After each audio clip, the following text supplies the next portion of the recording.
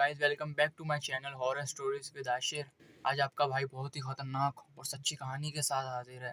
तो वीडियो को पूरा ज़रूर देखें और वीडियो के एंड तक मेरे साथ ज़रूर जुड़े रहें। चलते हैं वीडियो की तरफ।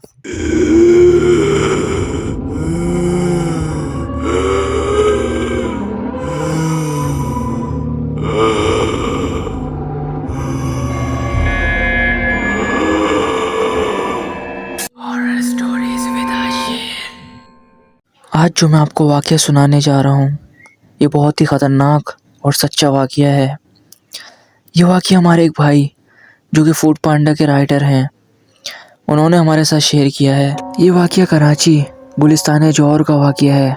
ये बताते हैं कि एक रात ही देर से इनके पास एक ऑर्डर आया बहादुराबाद से, और ये डिलीवरी करने के लिए जौहर से रेस्टोरेंट से निकले। ये तकरीबन रात के 2 बजे का वक्त था। ये सर्दियों की रात थी। उस रात बहुत ज़्यादा सन्नाटा था। सर्दियों में तो लोग वैसे ही रात को घरों के अंदर रहते हैं और कहीं आते जाते नहीं, इसी वजह से रोडों पर सन्नाटा होता है।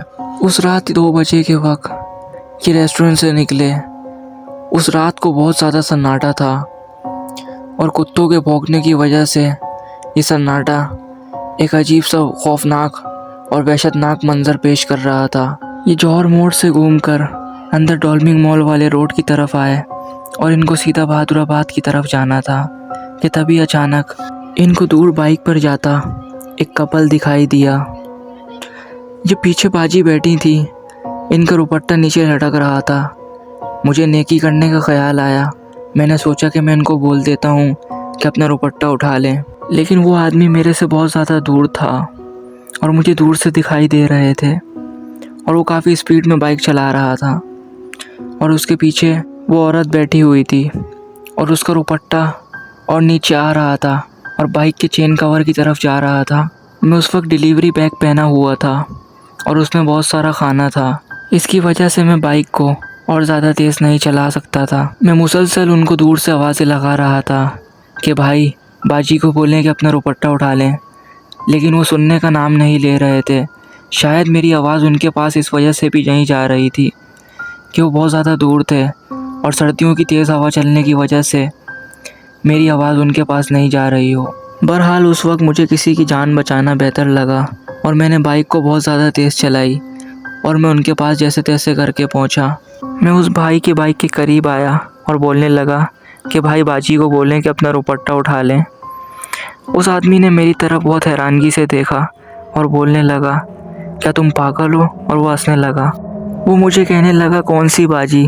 क्या तुम पागल हो गए? मेरे पीछे तो कोई भी नहीं बैठा हुआ। भाई का ये कहना था कि मेरे चेहरे की हवाइयाँ उड़ गईं और मैं उस वक्त बहुत ज़्यादा डरने लगा और बहुत ज़्यादा परेशान हो गया कि तभी अचानक पीछे से एक और मोटरसाइकिल आती दिखाई दी। मैं अभी इनसे यही बहस कर रहा था और वो आदमी मुझे मुसलसल कह रहा था कि मुझे लगता है कि तुम पिए हुए हो, तुम नशे में हो, जब भी तुम्हें मेरे पीछे कोई बैठा हुआ दिखाई दे रहा है। हमारी बातों ही बातों में पीछे की मोटरसाइकिल भी हमारे करीब आ गई। मैंने सोचा कि क्यों ना इस चाचा से पूछा जाए जो कि मोटरसाइकिल पर अपने घर जा रहा था। ये तीसरा बंदा था। मैं उनसे पूछने लगा तो उन्होंने भी यही जवाब दिया कि तुम्हारा दिमाग तो ख़राब नहीं, इनके पीछे तो कोई भी नहीं बैठा हुआ। इन दोनों का ये कहना था कि मैं बहुत ज़्यादा खौफज़दा और बहुत ज़्यादा डर सा गया। मेरे जहन में उस औरत का चेहरा बार बार आ रहा था जो कि उस बाइक के पीछे बैठी थी। वो एक दुल्हन की तरह बनी हुई थी। ऐसा लग रहा था कि ये दोनों मियाँ बीवी जैसे किसी शादी में से आ रहे हों, लेकिन ऐसा नहीं था। उस औरत का चेहरा बहुत ही ज़्यादा सुंदर था, वो बहुत ही ज़्यादा खूबसूरत थी। बहरहाल मैंने उसको कभी ऐसी नज़र से नहीं देखा।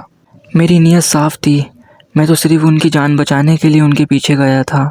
शायद इसी वजह से मेरी जान भी बच गई। इनका कहना है कि उस रात के बाद से इन्होंने रात की नाइट ड्यूटी करना ही छोड़ दी। अब वो दिन में काम करते हैं और दिन में बाइक राइड करते हैं। तो ये था वाक़या जो हमारे भाई के साथ पेश आया। तो ये था आज का वाक़या। आई होप कि आपको पसंद आया होगा। अगर आपको ऐसे मज़ीद वाक़यात सुनने तो हमारे चैनल को लाजमी सब्सक्राइब करें और सब्सक्राइब करने के साथ साथ बेल आइकन को लाजमी दबा दें ताकि मेरी आने वाली हर एक वीडियो का नोटिफिकेशन आप तक पहुंच सके। अपना बहुत सारा ख्याल रखें, दुआओं में याद रखें। मिलते हैं नेक्स्ट वीडियो में एक अच्छी कहानी के साथ। जब तक के लिए अल्लाह हाफिज़।